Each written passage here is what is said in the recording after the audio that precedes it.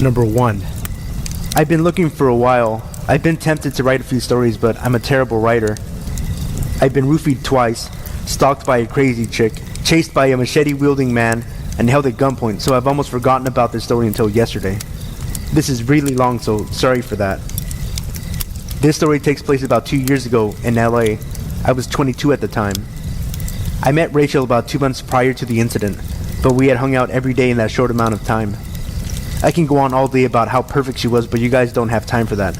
Just know that besides being beautiful, smart, and spontaneous, she was also fearless. She made me go bungee jumping, bought a tarantula on a whim, and once made an entire bar erupt in cheers after breaking some dude's nose that had slapped her when she declined his request for a phone number. We never defined our relationship, but I guess you could say we were exclusive friends with benefits, as ridiculous as that sounds. But I think that's because we were having so much fun, so fast, that we didn't want to risk what we had, but we both knew our feelings ran deeper than that. This may be important later, I'm not sure yet. It was a summer night, and we had been at the beach for a bonfire with my friend Peter, his nephew Rick, who was only 2 years younger than him, and his nephew's girlfriend, but had to leave because alcohol was not allowed. It was already midnight, but we didn't want to call it a night, so we decided to go to Rick's house to play some beer pong. We arrived at Rick's house around 1 in the morning, and he motions us to wait in the car, as it seems that he and his girlfriend had gotten into an argument. 10 minutes pass, and I ask Peter to pop the trunk so I could get a beer from the ice chest. He does it, but almost simultaneously says, "She's still there?" He's looking in the rear view mirror, so I turn and see what he's looking at, and it's a lady, several hundred feet down the street, just standing there but facing the other direction. He explains that she had been standing in the same spot directly below a streetlight since we got there. I continue out the car, get us beer, then close the truck when Peter and Rachel both say fuck and start laughing. I turn to find that she's still there in the same spot but now facing us. Weird, but whatever. I get back in the car and we lose track of time talking about a planned camping trip, but it's now been about 30 minutes and I need another beer. So I get out and I see the lady, but now the streetlight she was under had gone out and she was under another one a little closer to us. Now we can see this lady's face and she's just looking down the street, emotionless and with a blank stare. Now that was still weird, but we just got the green light to enter Rick's house, so we quickly forgot about it. Now we've been playing beer pong for about an hour, and we had completely forgotten about the weird lady outside, but we also ran out of beer, so we sent Peter to go retrieve the ice chest from the car. He comes back empty-handed saying, "Fuck that, I'm not going out there." We're confused for a moment, but look out the window to find that the streetlight she was under before had gone out. And now, she was at the streetlight directly in front of the house and car. In our drunken state, we were laughing, giving Peter shit about being a bitch and whatnot, but it was actually pretty creepy. Rachel, being the badass that she is, says, "Move, pussies, I'll go get it."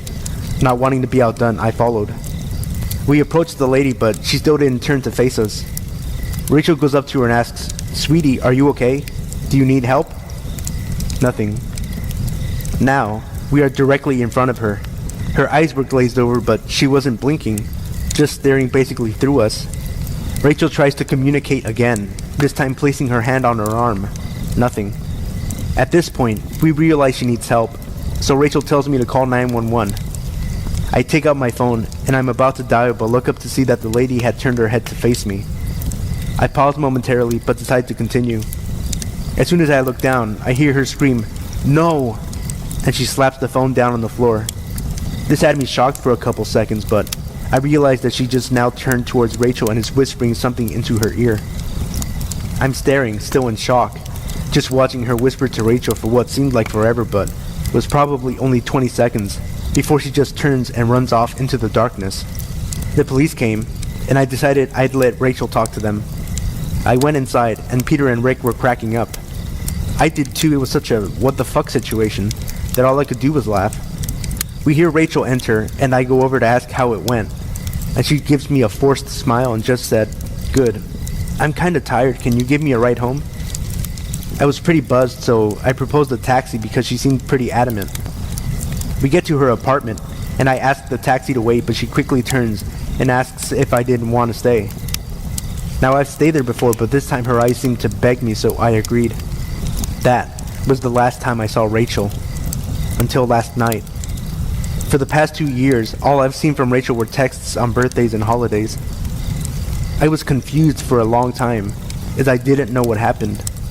I mentioned earlier we had a camping trip planned, among other things, and we were pretty inseparable during that time, so I was at a loss for what had happened. Last night was the first time that made me consider that this event may have contributed to that. I was at a bar waiting for a friend to get off work when I hear someone call my name. It was Rachel. I was nervous, but when we began talking, it was just like before, until the inevitable, "I haven't seen you since" talk. I begin to retell the events of that night, and she gets quiet. It wasn't until I asked what the lady said to her that I realized this. She gave me a look that I can only explain as "please let it go." Her friends noticed and asked if she was okay. At this point, I decided to back off the subject. I walk her and her friends out of the bar and ask her where she parked her car. That was answered by her friend's high-pitched "Ha!" Rachel always parks under the street lamp. I don't remember for sure, but I'm fairly certain that she never made that effort before. Me and Rachel have made plans to hang out again. I don't know if it'll be like before, but I'm hopeful. As for knowing what Rachel heard, your guess is as good as mine. Number 2. My parents divorced when I was 15, and my brother and I went out of our way to express our hatred in the only way teenagers can, becoming bad kids almost overnight. We drank, smoked cigarettes and weed, and did anything we could to piss off and rebel against our parents. When I was 17 and our mom met her now husband that lived 3 hours away, we were ecstatic.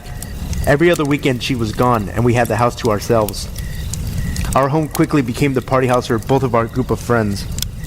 One party was particularly epic. Our friend had finally turned 21, so we had their birthday at my house. Our beer was legally purchased and there was a lot of it. We got crazy, broke walls, windows. One kid jumped in front of a moving car. How the cops never got called is beyond me. Some stupid skinhead junkies showed up with a friend who I bought pot from sometimes. I recognized a few of them from school, but there was one I didn't know who was particularly creepy and very into my best friend. He wouldn't leave her side. She'd walk away, he'd follow. He kept asking her where she was going after the party, wanting to know where she lived and where she worked. He must have given her his phone number at least a dozen times. He really creeped her out, and she ended up going to bed in my room pretty early in the night, just to get away from him. When the creepy guy and the other skinheads started shooting up meth at my kitchen table, I had enough and kicked them out. The party went on. By about 2 or 3 a.m., everyone was gone except 3 of us, who were staying the night. We were hanging out in the living room and the one girl still sleeping in the bedroom. We heard noises from my room a few times, but when I peeked in on my friend who was sleeping soundly, I thought nothing of it. I woke up on the couch the next morning to my brother asking why the front door was wide open. I had no idea. I knew for a fact that it was closed and locked when the last people left the night before. I woke my friends sleeping on the floor and asked them to start the cleanup and went to my room to wake up my other friend. There was a pile of dirty clothes on the floor that I knew for a fact were in my hamper before the party started. I later realized they looked as though they'd been slept on. After an initial round of cleaning up beer cans and cigarette butts, we made breakfast, and being teenagers started rehashing the glory that was the party the night before. Everyone wondered who the fuck the creepy guy was, so we called the friend who brought him. The friend didn't actually know him. They met earlier in the night at a different party, and he tagged along to mine. So I apologized, sort of, for kicking him out, but made it clear the skinheads were not welcome at my house again. I remember saying, at least them shooting up gave me the excuse to kick out the creepy dude too, since he came with you guys. The friend on the phone got quiet for a second, then said, he didn't leave with us.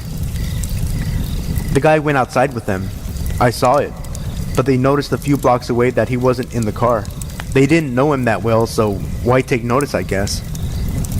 We theorized pretty quickly that the guy snuck back into the house but wasn't noticed, because there were so many people and likely slept on my bedroom floor, on a pile of my dirty clothes next to my bed.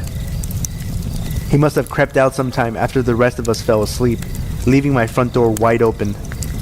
Our theory was confirmed a few days later, when creepy guy started texting my friend and sent her a picture of her sleeping in my bed. He stalked her for a few weeks, but never managed to find out where she lived or worked. It stopped when she changed her phone number. Number 3.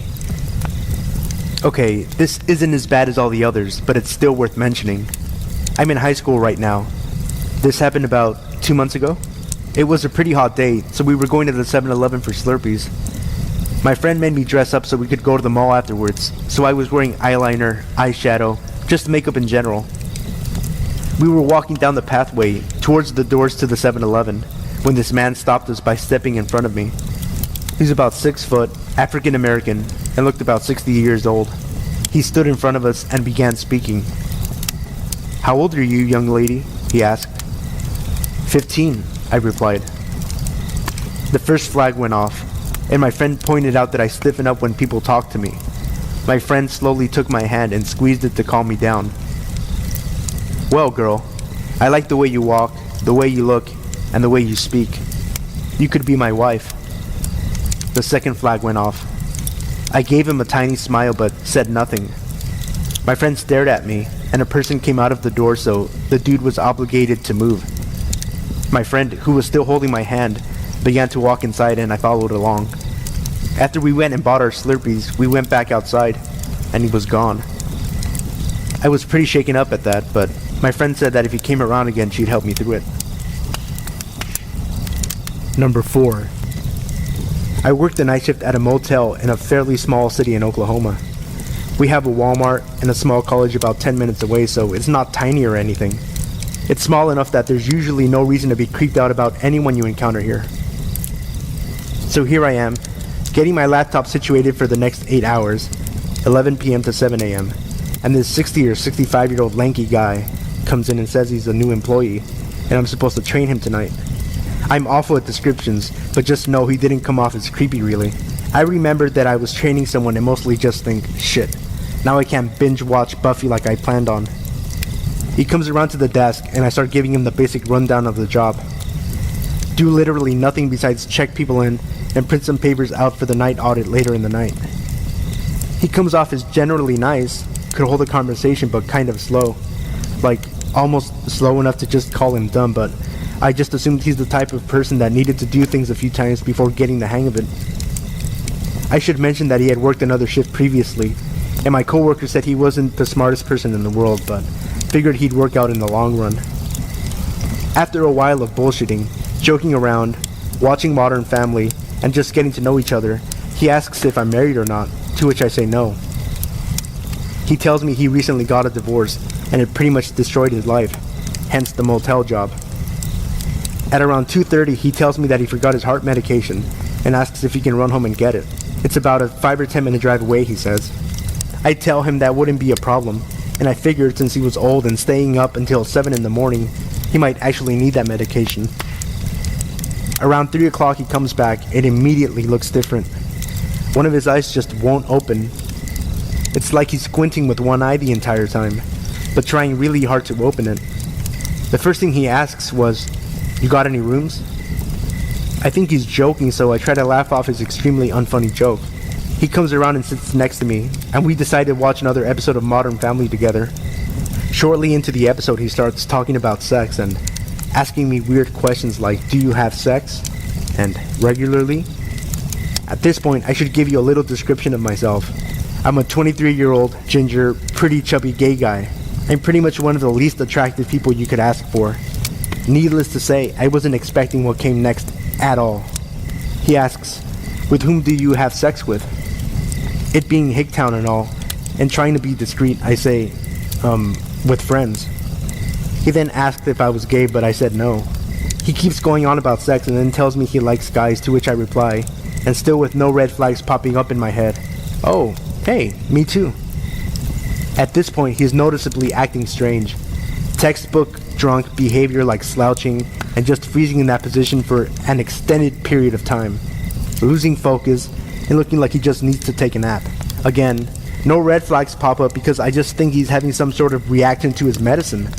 I ask him if he's okay, and he says that he's not feeling very well, and that he is, indeed, having a strange reaction to the medicine. I ask him if I should ask my managers to come pick him up, but he refuses, and this is when I realize that shit's not right, but still, I just want to get through the night shift, and we can get help in the morning. A few minutes later, I look over, and he makes eye contact with me. He gives a little nod as if to say, "Come here." I look back at my computer, and when I turn my head, he's a little closer, reaching his hand out. He then literally asks, "You wanna..." I'm just like, "No, sorry, I can't do that at work." He shuts up for a second and then asks, "Why don't you..." I perk up. "What? Flash me your ass or something?" I'm still not fully recognizing here that this needs to stop as soon as possible, and I just flat out tell him, "No, you're clearly fucked up on something. Let's just make it through the night and we'll figure this out in the morning." He responds by rolling his chair over and touches my fucking thigh. I pull away with a little laugh and say something like, "Look, man, I don't want to call the managers, but I will. Stop." He looks a little shaken up and rolls back over, and about a minute later he fucking does it again. Only this time it was like he was trying to be sneaky about it. I stand up and tell him I have to pee. In truth, I went to the back storage area, locked the door, called the manager, and told him the situation. Obviously, he said something to the effect of, "Oh shit, call the police."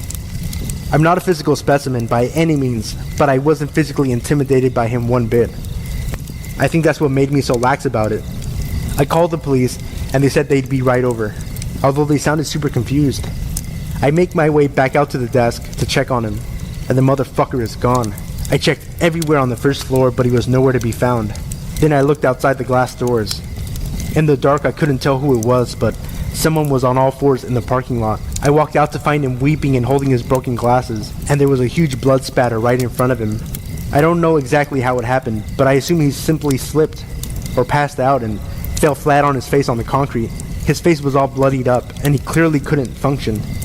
So I helped him up, walked him to the couch in the lobby, cleaned him off with a wet rag, and sat him down. He kept asking me for a room, but after a few times I said, "Sure, I'll get you a room. I'll get it in a few minutes."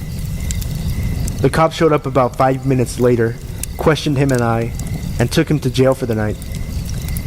They didn't tell me much, but from what I could gather, they had apparently had to deal with this guy multiple times, and he clearly had some issues. And then it was over. I told all of my friends, family, and coworkers the next day, and all of them seemed really sketched out, but to me, he was just some creepy old gay dude. He'd lived in denial for so long that something snapped, and he didn't know how to live with himself. I never felt threatened during the night. It was just a profoundly weird experience. Of course, had I been a girl or a smaller guy, I might have freaked out a little harder. The creepiest part, though, and I mentioned this to a cop as he was leaving, while the guy was going on his drunken rant about sex and gayness, he very clearly stated, "And I like kids. I don't know how to stop."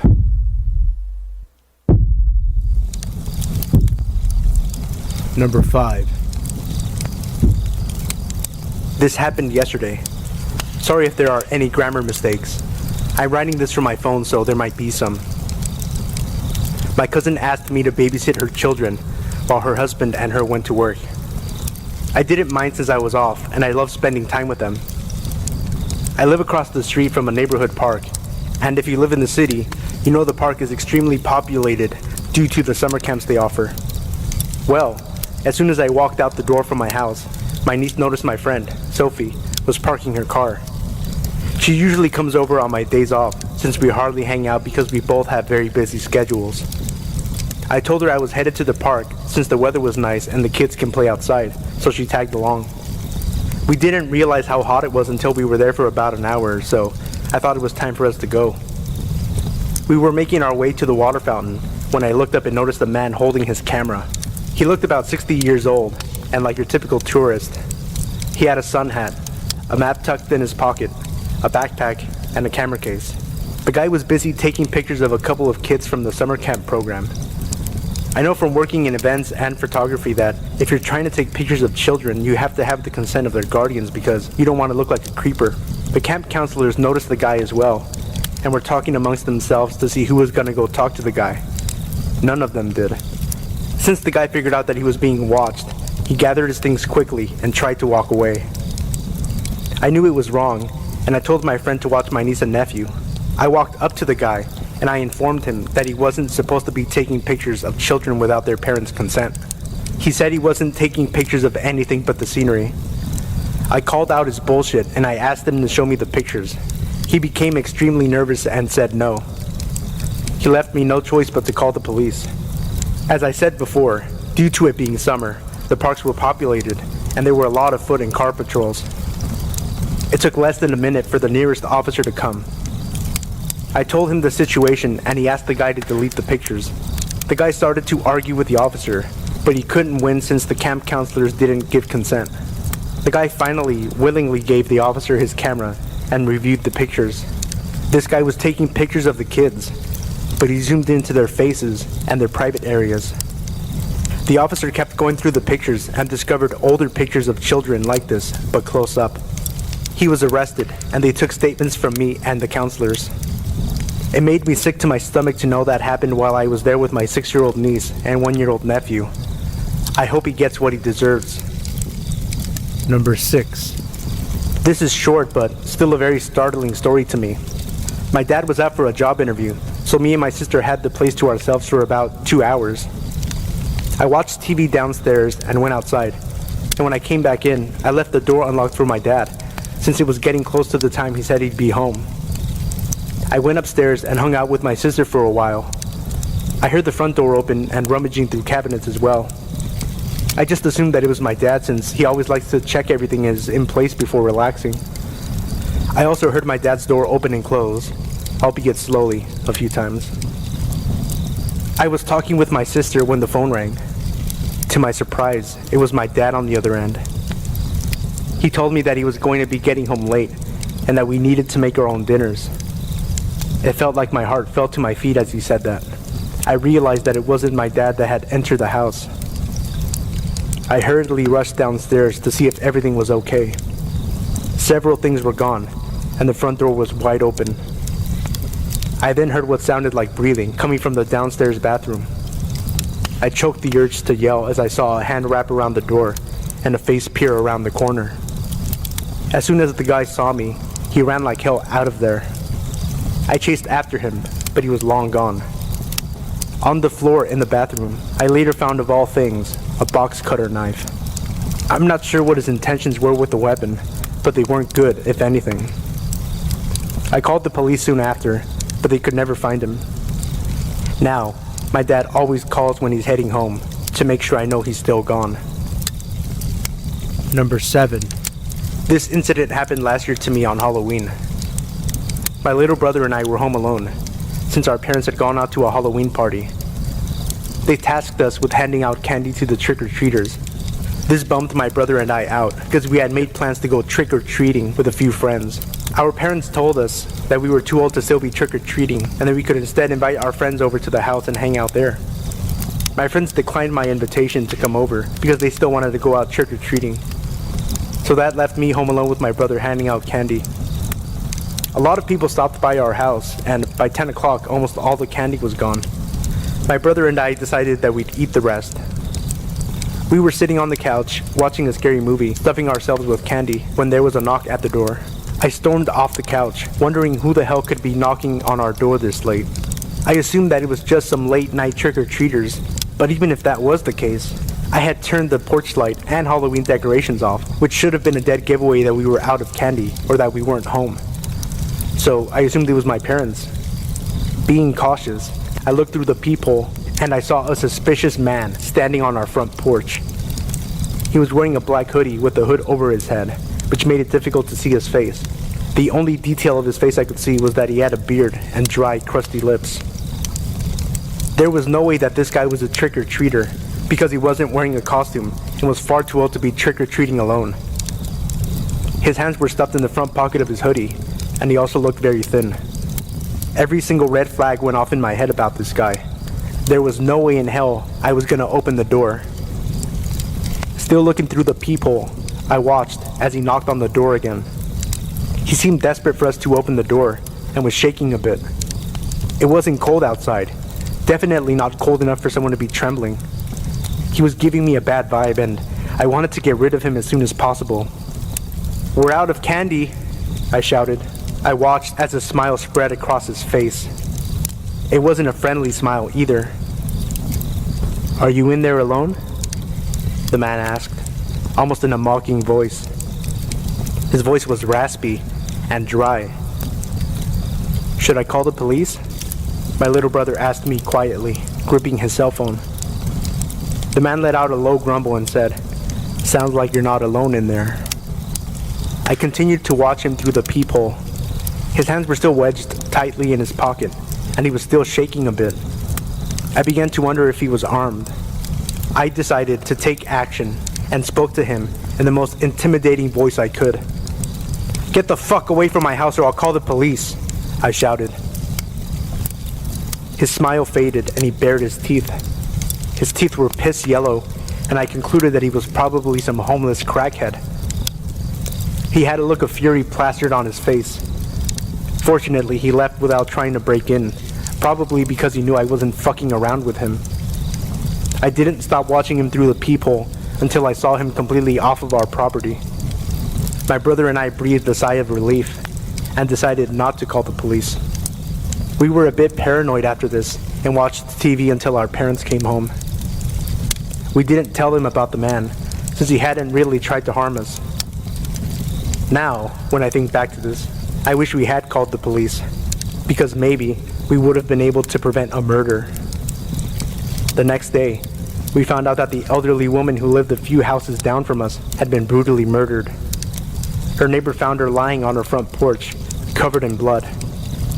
She had been stabbed multiple times in the chest and neck. My brother and I immediately knew who had done it, and we told the police what we knew. They couldn't do much from the information we had given them, since we hadn't seen many details on his face. They went on the hunt for the man but never caught him. I blame myself for that poor old lady's murder, because I could have prevented it from happening just by calling the police. I think the most disturbing thing of all is the fact that he didn't take anything from the old lady's house. Her house had been left untouched. He could have gone in and taken what he wanted since her door was wide open. This means that he just wanted to kill. That was his only intention. He didn't want money or jewelry. He only had the urge to murder.